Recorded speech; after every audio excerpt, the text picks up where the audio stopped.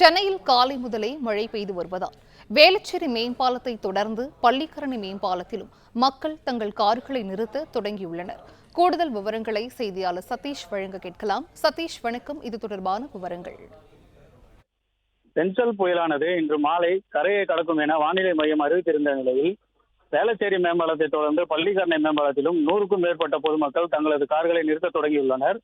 Pencil புயல் காரணமாக சென்னை வேளச்சேரி மேம்பாலத்தில் காலை முதல் வேளச்சேரி பகுதி மக்கள் ரயில்வே மேம்பாலத்தின் மீது கார்களை பாதுகாப்பு கருதி நிறுத்த துவங்கினர். அதேபோல் தற்போது பள்ளிக்கரணை மேம்பாலத்தில் பள்ளிக்கரணை, மயிலை பாலாஜி நகர், புருவன்கரா பகுதி மக்கள் தங்கள் கார்களை மேம்பாலத்தின் மீது வரிசையாக அணிவகுத்து நிறுத்தி வருகின்றனர். வழக்கமாக மழைக்காலங்களில் புயல் நேரத்தில் அதிக மழை பெய்யும் போது வேளச்சேரி, ராம்நகர், பள்ளிக்கரணை உள்ளிட்ட தாழ்வான பகுதிகளில் மழைநீர் தேங்கி நிற்கும் நிலை உருவாகும். அப்பொழுது மக்கள் தங்களின் கார்களை மழை நீரால் பாதிக்கப்படும் என்பதால் பாதுகாப்பு முன்னெச்சரிக்கையாக அப்பகுதி மக்கள் லட்சக்கணக்கான மதிப்புடைய தங்களது கார்களை பாதுகாக்கும் வகையில் சென்னை பள்ளிக்கரணை மேம்பாலம் மீது கார்களை நிற்க வைக்க தொடங்கியுள்ளனர். இந்த பென்சல் புயலானது இன்று மாலை கரையை கடந்துவிடும் என்ற வானிலை மைய அறிவிப்பால் பொதுமக்கள் தங்கள் கார்களை அவர்களது வீட்டிலேயே நிறுத்தி வைத்தனர்.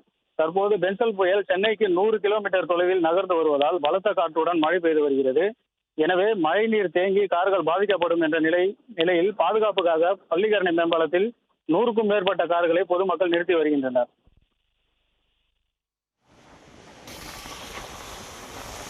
விவரங்களை வழங்கியமைக்கு நன்றி சதீஷ்.